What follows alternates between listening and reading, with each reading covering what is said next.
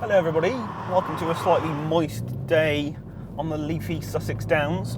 We have come to drive the new Ford Puma ST, which is something of a significant car for Ford Performance. It's the first SUV they have engineered for the European market, apparently. But whether you think of it as an SUV is entirely up to you. To me, it's one of those cars. Seems a bit of a funny case because it's gone up to come down again, hasn't it? You know, they've put 2 inches in the suspension travel because it's a crossover, and then they've taken one of them back out again because it's an ST, and now you end up sat in a car that could be a Vauxhall Astra almost, for the relationship that it puts you into the road. But anyway, we'll leave a pin in that. It's an important car. It's a significant car. If you know about it already, what you'll probably know is that it is, to a greater or lesser extent, a jacked up Fiesta ST. It's on the same platform as the popular ST Fiesta, but there are some details about it that make it quite different. It's quite an unusually, unexpectedly feisty and firm and aggressive thing, actually. You expect it not to be. You expect it to be a little sort of slightly more mature, refined take on a Ford Performance car because it's an SUV. No, it's not that at all. They've obviously decided they're going to go all guns blazing with the chassis on this car just to prove a point, just to prove that they remember what they're for and why people buy Ford STs, and it's all about involvement and driver appeal. You could argue they've probably gone a bit far, a bit over the top, because this really is quite a firm, sort of borderline aggressive and highly strung car to drive, and I'm not sure it'll suit absolutely everybody who might like the idea of a slightly sporty crossover. But anyway, we'll like it because we like driving, don't we? So let's see how much. So the technical details.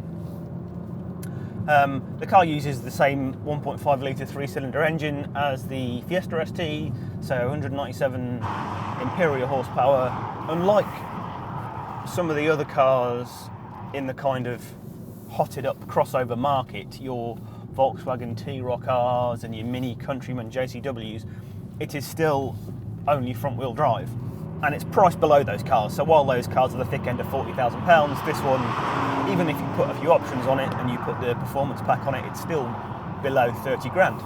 But yeah, they've stuck with front wheel drive. They've gone with an optional Quaife limited slip differential for the front wheels. That makes it unlike, I think, any other performance crossover that you can get at the moment. There was a slightly daft Nissan Duke Nismo a few years ago that had a diff, if memory serves. Didn't really use it to perhaps its best advantage. But anyway, it's been done before. But having left the engine and the gearbox sort of the same as you get on the Fiesta ST, it's interesting that they've sort of gone in with both barrels on what you get on the point of difference with the suspension of this car. It is quite differently specified than the Fiesta. So you get 19-inch wheels as standard on this car, whereas the Fiesta is a 17 as standard, 18 as an optional. So that's a big wheel for what's still quite a small car. You also get some twin tube frequency selective Hitachi dampers. Those are new, and you get much stiffer anti-roll bars on this car than you would do on a Fiesta ST. Obviously, it's taller, it's heavier, it would roll more otherwise. So they've gone, I think, 40% stiffer with the torsional stiffness on the torsion beam at the back. Similar sort of difference with the anti-roll bar at the front.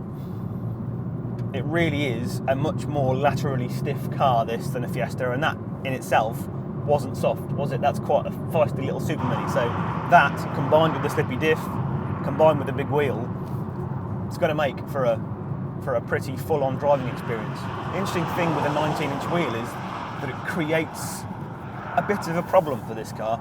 If you ever put big rims, 17-inch alloys on your 1 litre Corsa or Fiesta as a teenager, you probably will have encountered a phenomenon we know as scrub or offset, which is what happens when you move the centre of the front contact patch away from the bottom of the axis of the front suspension strut. So basically the tyre has to move around a bigger diameter as you steer it, and that creates scrub. So it's this sense that the car just wants to go straight.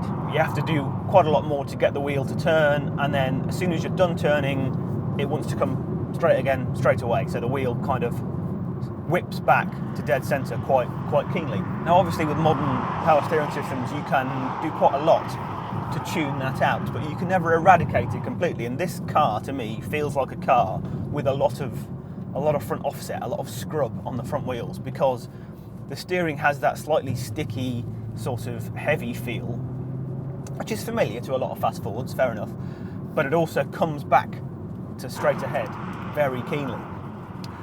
And the other thing you get as a result of all that scrub is quite a lot of bump steer and torque steer and a bit of tram lining, and it's a busy old wheel. This is a car you steer with both hands on the wheel, and you're never quite sure what it's going to do next. You know, if it was a dog, you wouldn't be sure who was taking who for a walk, if you know what I mean. There's a lot to like about the Ford Puma ST then, not least its Tiggerish dynamic temperament. Like so many fast Fords have been over the years, it's fun to drive and very usable with it. And while that 197 horsepower 3-cylinder engine isn't one to blow your socks off for outright pace here, it's just as likeable as it is in the Fiesta ST, and it makes the hot Puma pretty good value too. Keep an eye on the Autocar website for more detailed tests on this car coming over the next few weeks. And don't forget to like and subscribe. Thanks for watching.